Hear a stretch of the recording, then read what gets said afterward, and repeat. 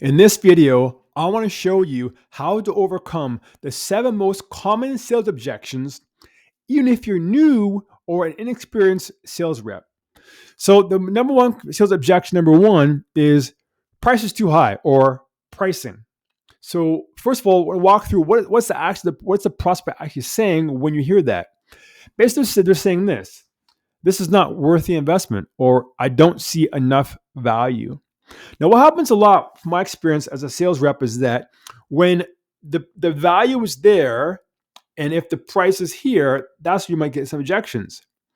And then what a lot of people do in sales is that they tend to discount the product so the value and price are the same or even it's below that. But I say do something different. So the person says, hey, the price is too high. Here's a couple ways you can respond. Well, listen, Mr. So-and-so, I get that. Now, can I show you how our solution saves specific metrics or time in a time frame? So you might say something like, can I show you how our software helps you save 30% or save $30 per month over the next 3 months? So if you can be able to quantify, the key is to quantify the investment.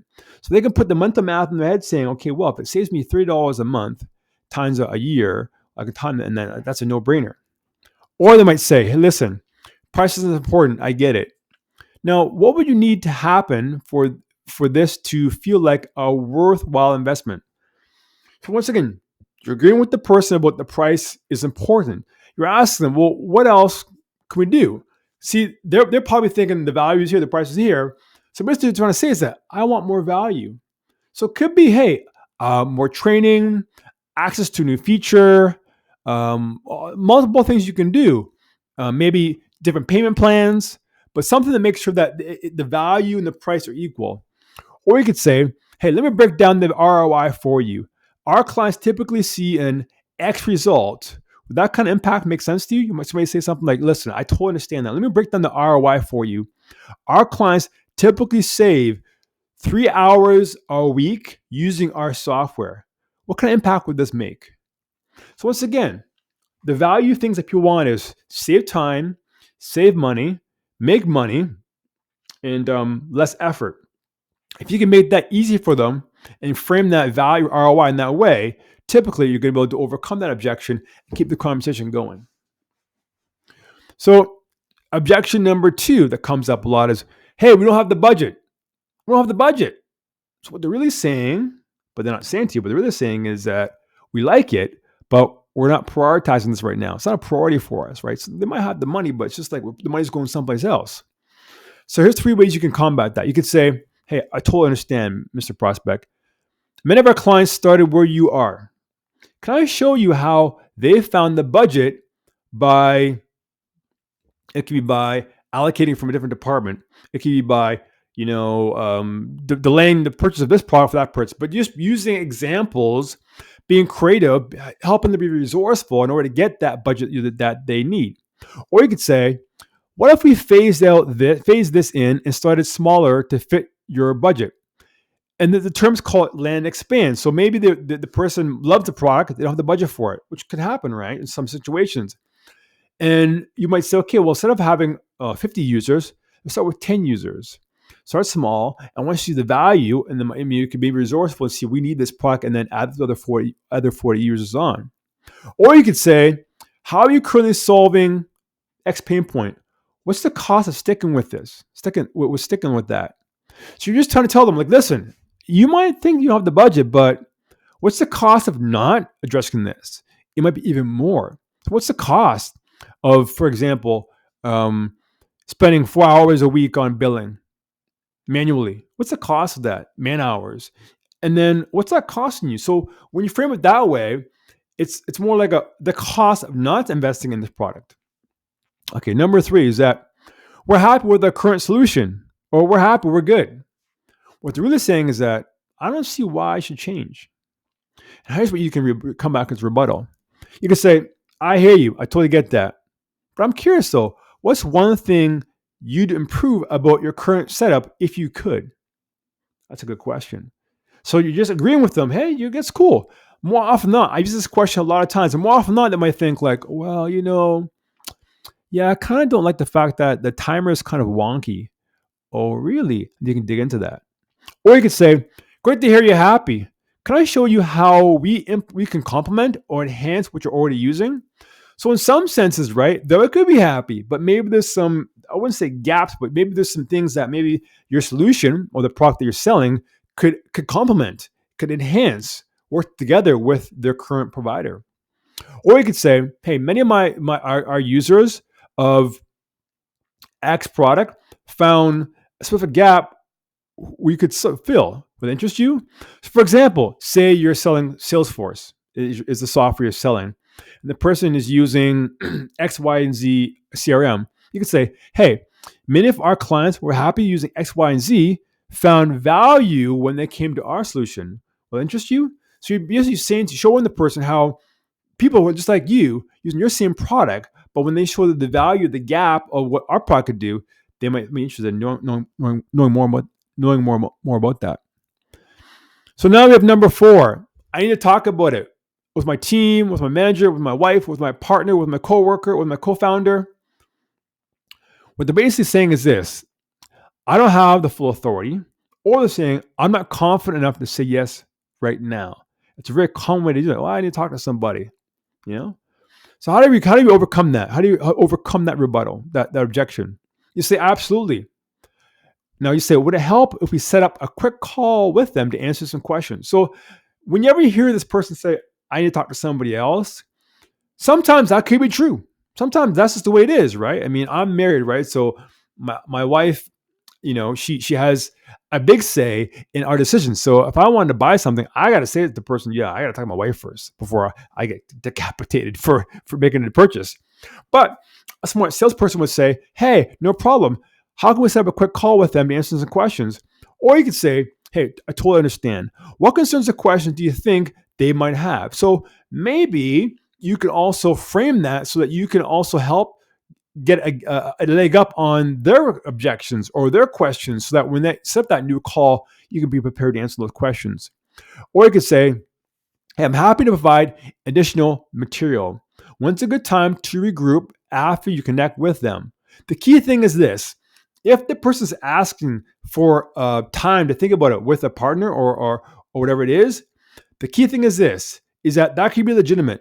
Make sure you always set up a follow-up call or conversation. Don't let it be. Don't just let it be. Let it follow up. And that helps that gain control of the sales call, not just let it up to talking to the person and nothing happens. Because sometimes on that call, you can be able to handle the objections that other person might have. So number 5 is it's not the right time. It's not the right time. It's just we're not ready for this right now. What they're really saying is this: I'm overwhelmed, or it isn't a priority right now. And you'll say this: I get that. No worries. When is the right time? When should we schedule a follow-up then? Once again, you're agreeing with them, and sometimes it's not the right time, but you're making sure you're not letting that sit there. You're being proactive. You're saying, hey, what about when can we follow up? When can we set something up again? That'll be a conversation next week, next month, in 2 weeks. Or you could say, what's competing for the attention right now? You're curious. What's your top priority right now? Let's see if we can make this easy for you. So you're collaborating with them, being a partner with them, right? You're siding with them. You're agreeing that it could be a problem, but you're siding with them. You're partnering with them on this challenge, this situation. Or you could say, many of our clients felt the same way, but found that starting now gave them a head start. Will that work for you? So you're just agreeing with them. And that could be true. But listen, you're saying, listen, but hey, a lot of people were like you too. But then when they took that leap, when they took that jump, they took that push, they went through, they found it was worth the investment. Would that work for you? Would that work for you? Once again, see, all these objections, these rebuttals are all framed in questions. When you ask a question, you're controlling the conversation. If a person says, we don't have the right time now, and you say, oh, okay, that's cool. You're like, oh, okay, no, just say, okay, no worries. Hey, when can we schedule a follow-up then? Okay, so we have rebuttal number 6. So it might come in the frame of, I don't see the value, or I'm not interested, or let me think about it. It's all that same. But what they're really saying is this: I haven't you haven't solved my problem yet. That's a big one. If that comes in during the call, during the close, or during that point of asking for the business, basically you're trying to say is that you haven't done enough discovery. You haven't really drilled down on enough pain to make it worth the while. Because all sales is driven by pain. Pain drives all deals. So what you're going to say to them is this: okay, well then what's your top priority right now?